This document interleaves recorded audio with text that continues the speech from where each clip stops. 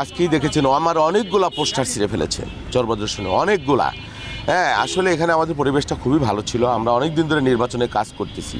মূলত বেশ কয়েকদিন যাবৎ এই পলাতক যে সাবেক সংসদ সদস্য তিনি সেখানে বসে বিদেশে বসে বসে নেতাকর্মীদের ইন্ধন দিচ্ছেন এবং তার উপর ভর করেছে এখানে লোকাল একজন স্বতন্ত্র তথাকথিত প্রার্থী একজন যিনি উনি ভর করে এইখানে নির্বাচন, আমি মনে করছি যে এটা নির্বাচন বানচালের সঙ্গে নানা ধরনের পরিবেশ, খুবই শান্ত পরিবেশ, সেই পরিবেশটাকে উত্তপ্ত করা, অশান্ত করা, আক্রমণ করা, পাল্টা আক্রমণ করা, সংবাদ সম্মেলনের মাধ্যমে প্রথমেই নানান ধরনের অভিযোগ তৈরি করা এবং গতকালকে টাকা, কালো টাকার যে বিতরণ মারাত্মক আকার ধারণ করেছে বিভিন্ন এলাকায়, এই টাকা লুটের টাকা, কালো টাকা বা লুণ্ঠনের টাকা, এবং যিনি প্রার্থী তাদেরও এই ধরনের কালো টাকা আছে এবং যিনি পালিয়ে গেছেন তারও টাকা।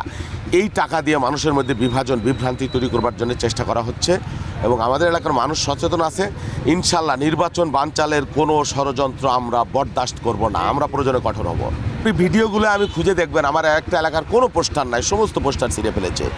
এই যে হিংসাত্মক রাজনীতি, এই রাজনীতি আমরা চাইরে দীর্ঘদিন ছিল না। এখানে মূলত ওই নিক্সন সাহেব উনি ইনভলভ হবার পরে নোংরাভাবে এই প্রক্রিয়া এখানে শুরু হয়েছে। খুবই দুর্ভাগ্যজনক, খুবই দুর্ভাগ্যজনক। আর যারা পোস্টার ছিঁড়েছে আমি অনুরোধ করছি যে এখানে আইনশৃঙ্খলা বাহিনী আছে, জুডিশিয়াল ইনকোয়ারি কমিটি আছে, তারা দ্রুত এই বিষয়টা তদন্ত করবে। আর টাকা যে আমরা মিডিয়ায় দেখলাম টাকা ছড়ানোর, আমরা শুধু মুখে বলি না, আমরা এটা গণমাধ্যমে আমরা দেখতে পাচ্ছি। এই বিষয়ে ইনকোয়ারি কমিটি দ্রুত তদন্ত করতে হবে।